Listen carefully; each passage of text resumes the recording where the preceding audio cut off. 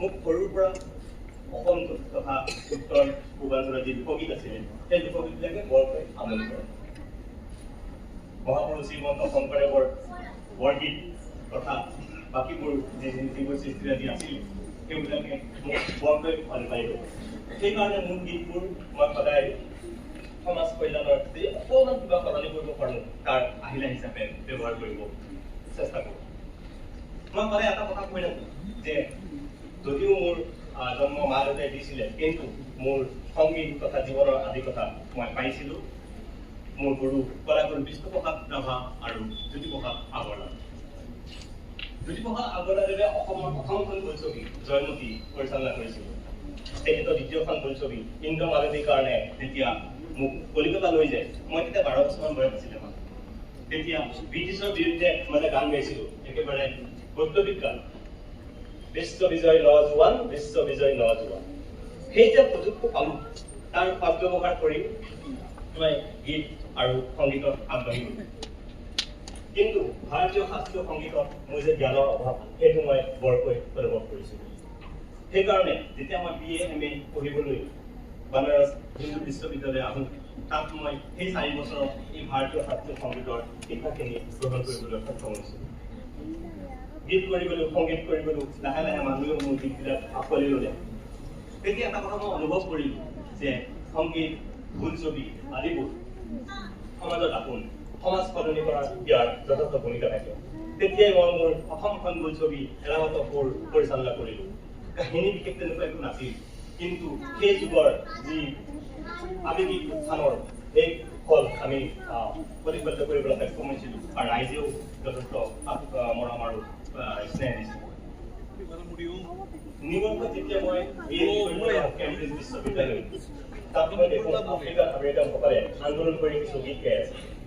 সেই গীতবিলাক শুনি মোৰ যথেষ্ট আপ্লুত হওঁ। যেতিয়া দেখোঁ যে তাত মই গীত গাই তাৰ মাতৃসকলে বা তাৰ মহিলাসকলে গীত গাই থাকে, মোৰ এনেকুৱা লাগে যে অসমৰ ব্ৰহ্মপুত্ৰ পাৰত মোৰ মায়ে বিহুগীত গাই আছে।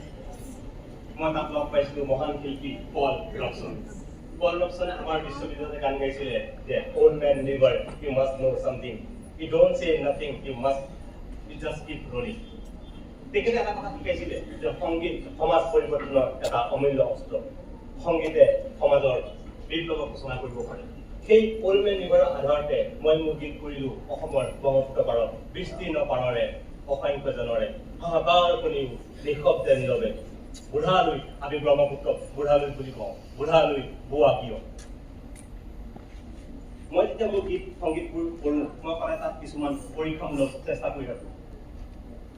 পৰীক্ষামূলক চেষ্টা এইকাৰণে কৰোঁ যে আপুনি অসমীয়া বুজি পায় বা নাপায়, মোৰ গীত সংগীতবোৰ অকল অসম বা ভাৰতৰ নহয়, বিশ্ব দৰবাৰলৈ মই লৈ যাব পাৰোঁ। আৰু মই সেই গীতবিলাকে মই এখন ছবি আঁকিব বিচাৰোঁ। প্ৰসিদ্ধ চিত্ৰকৰ এম এম হুছেইন, যেতিয়া মই তেখেতৰ লগত এখন বোলছবি গজগামিনী সংগীত কৰি আছিলোঁ, এম এম হুছেইনে কয় যেতিয়া ভূপেনে গায় তেতিয়া আঁকে। মই যেতিয়া এই কথাটো গম পাইছিলোঁ, মহান শিক্ষাটো পাইছিলোঁ বাংলাদেশৰ আবাদুদ্দিন চাহাবৰ পৰা। তেখেত যথেষ্ট ডাঙৰ শিল্পী আছিলে, মই তেতিয়া যথেষ্ট নতুন। তেওঁ মোক কৈছিলে কলিকতাত যে ভূপেন, তুমি তোমাৰ সংগীতৰ পৰা চিত্ৰ অংকন কৰিব পাৰিব লাগিব। মই তেনেকৈ গীত কৰি গ'লোঁ, সংগীত কৰি গ'লোঁ। ৰদালি বোলছবিৰ কাৰণে আমি সংগীত কৰিছিলোঁ। যিহেতু হিন্দুস্তান ভাষা সংস্কৃতি সম্পূৰ্ণ ভিন্ন আমাৰ অসমতকৈ। মোৰ এটি গীত আছিলে কিছু বছৰ আগতে এখন মোক অসমীয়া বোলছবি মনিৰাম জামানৰ কাৰণে, বুকু হম হম কৰে মোৰ আই, কোনে নিদ্ৰা কৰে মোৰ আই। আৰু ৰদালি বোলছবিখনত সেই গীতটিয়ে মই দিব চেষ্টা কৰিছিলোঁ, দিল হম হম কৰে ঘবৰাই। আমাৰ কাৰণে যথেষ্ট প্ৰত্যাহ্বান আছিলে। সেই গীত সংগীতখিনি কৰি থাকোঁতেই মোৰ মনত পৰে এখন সুন্দৰ বোলছবি পথেই পাঞ্চালী। তাত এগৰাকী বুঢ়ী মানুহে কোনো বাদ্যযন্ত্ৰ সংগীত নোহোৱাকৈ তেওঁ সুন্দৰ এটি গীত গাইছিলে। আৰু মোৰ দৃষ্টিত ৰবি শংকৰৰ সেইটো শ্ৰেষ্ঠতম উপহাৰ। ৰদালিৰ সংগীত যেতিয়া আমি কৰি আছিলোঁ, তেতিয়া মোৰ প্ৰিয় বন্ধু গুলজাৰ চাহাব, কল্পনা বাজপেয়ী, আনকি কেমেৰামেন শিৱম, আমি গোটেইকেইজনে মিলিজুলি সেই কষ্ট কৰি সেই সংগীতখিনি দিবলৈ সক্ষম হৈছিলোঁ। সেইকাৰণে চাগৈ গোটেই বিশ্বতে ৰদালিৰ সংগীত যথেষ্ট জনপ্ৰিয় হৈছিল।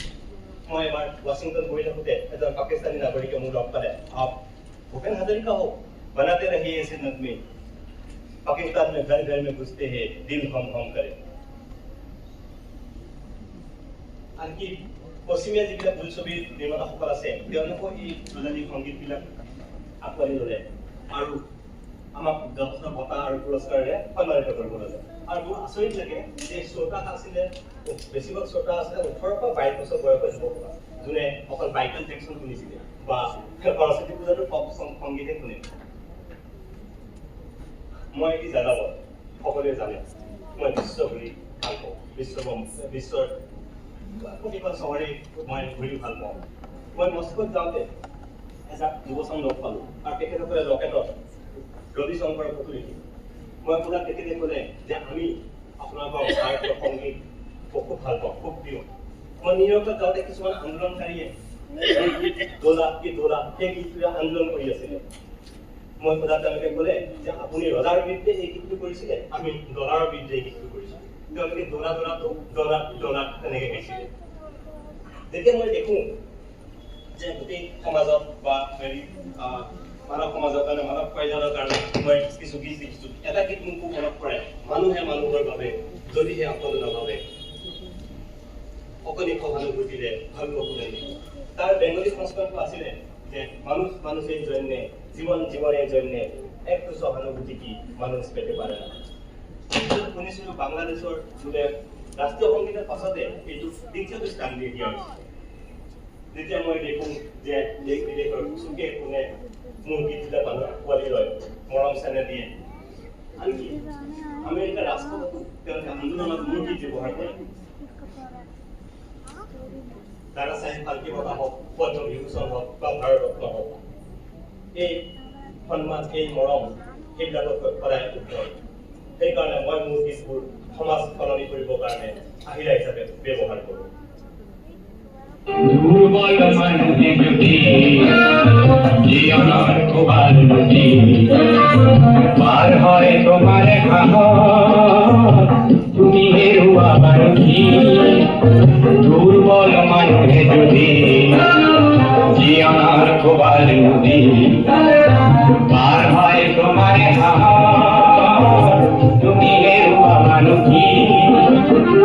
মানুষ যদি হে না হয় মানুষ দানব কাহানি না হয় মানুষ, মানুষ যদি হে না হয় মানুষ দানব কাহানি না হয় মানুষ। যদি দানব কাহানি বা হয় মানুষ রাজবা কখনে নয় সমনিয়া মানুষ মানুহৰ বাবে যদি অকণে ভাবে অকণি সহানুভূতিৰে ভাবিব কোনে নোপোৱা সমনীয়া মানুহে মানুহৰ বাবে যদি অকণে ভাবে অকণি সহানুভূতিৰে ভাবিব কোনে নোপোৱা সমনীয়া মানুহে মানুহৰ বাবে।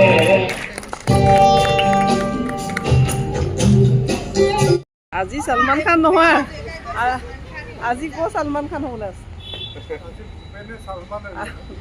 আজি লিজেণ্ড বেলেগ। কি হৈ গ'ল, কি হৈ গ'ল? আজি কি হৈ গ'ল? সলমান খান হৈ গ'ল নে? মোৰ ৰুমমেট আছিলে, তাৰ নামটো আমি কি বুলি জানা? ব্ৰুচ হাজাৰিকা।